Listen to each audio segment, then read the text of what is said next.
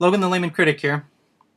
Today's review is for 1970's House of Dark Shadows. It's directed by Dan Curtis and stars Jonathan Frid. Let's talk movies. This movie is a retelling of one of the story arcs from the TV show Dark Shadows.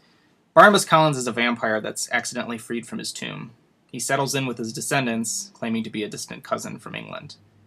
He meets the family's governess, Maggie, who bears a strong resemblance to his dead fiancée from centuries before. Barnabas becomes determined to make Maggie his wife. He's willing to do anything and destroy anyone that gets in his way. I have only the vaguest memories of the TV show. They used to air reruns of it on the Sci-Fi Channel when I was a kid. But nothing stuck with me other than Barnabas and the eerie theme song. House of Dark Shadows features much of the same cast and crew, but it boasts a larger budget, and it doesn't hold back on the gore. Like the show, it has an ominous atmosphere about it, the art direction, and Robert Cobert's music being the key ingredients. Where the movie differs is with Barnabas. The TV show started with him as a bad guy, and then gradually over time he became the hero and protagonist.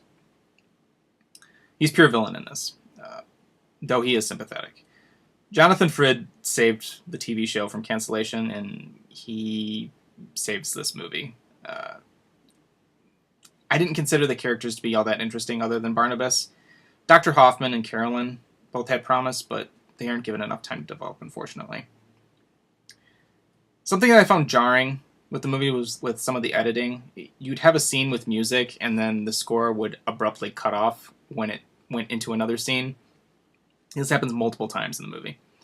Also, the opening credits play over the first scene and on top of the characters while they're speaking, so you can't see their faces.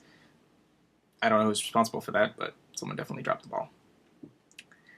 House of Dark Shadows is a stylish movie, but it suffers from flat characterization, unfortunately.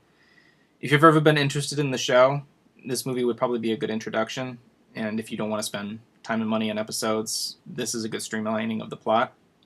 I'll likely review its sequel within the next week or two. I won't get it in time for Halloween, unfortunately, but I'd still like to include it on the channel. So stay tuned, and thanks for watching.